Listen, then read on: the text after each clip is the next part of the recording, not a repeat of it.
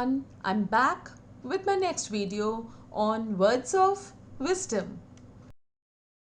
And today we are here to talk about Draupadi, India's first daughter.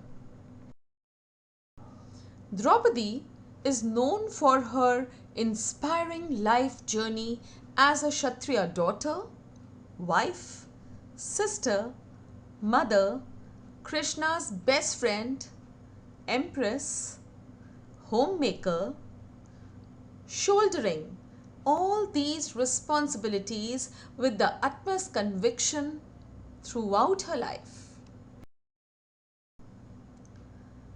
Let us learn a little about the history of Draupadi.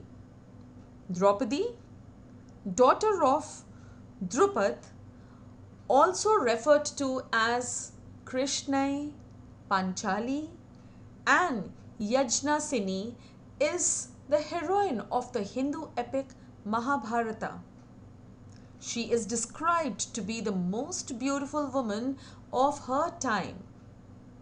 Draupadi and her brother Drishtadyumna were born from a yajna, that is a yagya, fire sacrifice, organized by King Drupad of Panchala for the end of Kauravas.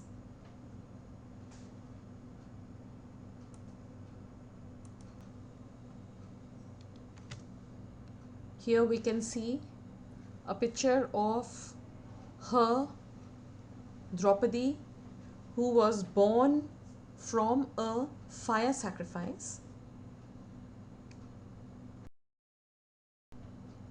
Regarding her marital status, Arjun won her hand in marriage, but she married the five brothers because of her mother-in-law's misunderstanding and as predestined to get married to five men, and hence she became the common wife of the five Pandava brothers: Yudhishthir, Bhim, Arjun, Nakul and Sahadev.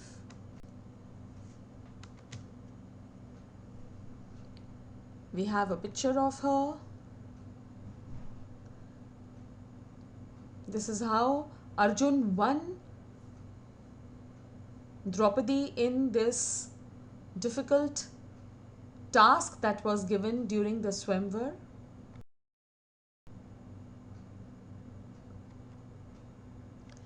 As per God's wish, Pandavas got all the lands of Khandavprasth as their share of Hastinapur. But Khandavprasth had nothing other than rocks, trees, and hills. They worked so hard there and made it a beautiful kingdom which had all the beauty, luxuries, and comforts. Lately, they named it Indraprastha, which is in Delhi now.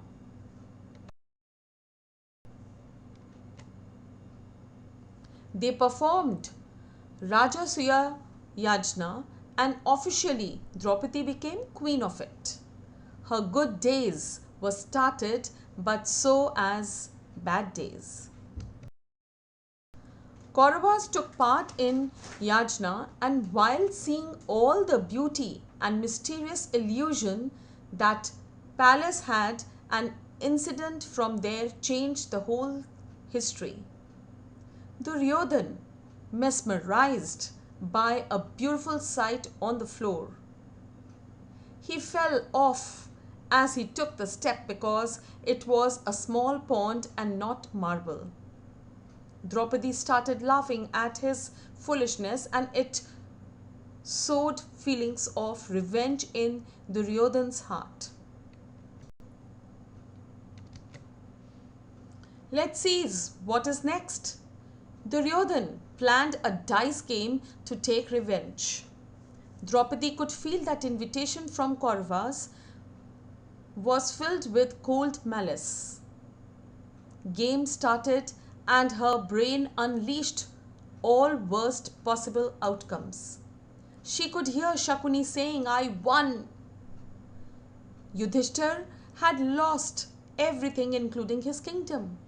The worst happened. Then he lost his wife Draupadi in gambling bets, and Duryodhan ordered Dushasan to drag her to the assembly. He caught her hair and started dragging her. Her eyes filled with tears, her entire body drowned in embarrassment. Pandavas could do nothing but be mute spectators with their heads hung in utter shame. Witnessing the cruel scenes, Dushasan started pulling her sari against mighty resistance from her. She kept on begging all the Kuru leaders to stop it, but they were struggling with their understanding of dharma. She started screaming and praying to Lord Krishna for help.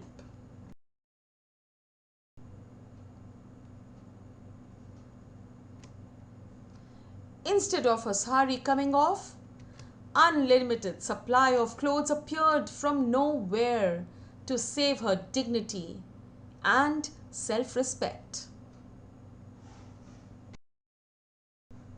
Her wrath held all the powers of sacrificial fire which she was born out. She reached a tipping point where all humiliations, instead of breaking her even more, lurked into the shadows as her fury took complete control. Waves of anger made her cheeks dark red with the blood rushing to her face. The next day, one more dice game was played, and as a reward of game, Draupadi, along with her husbands, had to discard all the joys for exile and to live like forest dwellers. She felt heartbroken of leaving her kids for 13 years. She took a vow to keep her hair open till her husbands took revenge for her insult. In these 13 years, she had been molested by Jayadratha and Kichaka. The day came, what she was waiting for. The war of Kurukshetra began fiercely with two roaring armies racing at each other, with death dancing in the battlefield every day for 18 days, horrific and celebrant. The war ended with all the Kauravas and Karna lying dead on the ground in bloodshed.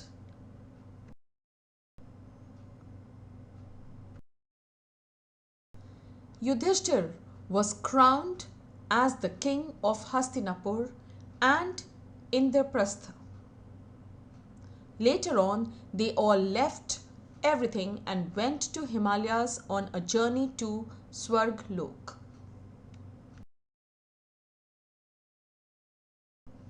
Draupadi was portrayed as the cause of the war that happened due to greed for power and game of dice.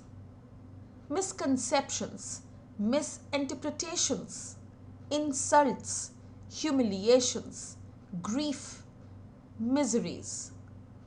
She went through all these to a vast extent all her life. To rescuing Draupadi, one Krishna was enough. But in today's era, we all need to be Krishna.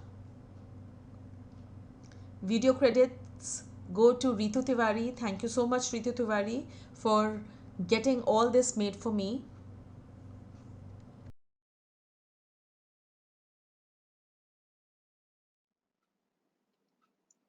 Comment down your perception as it matters to us. I hope you like this video. Do let us know what you feel about the last line of the video, that is, in today's era, we all need to be Krishna. We'll meet in the next video of Words of Wisdom. Till then, goodbye.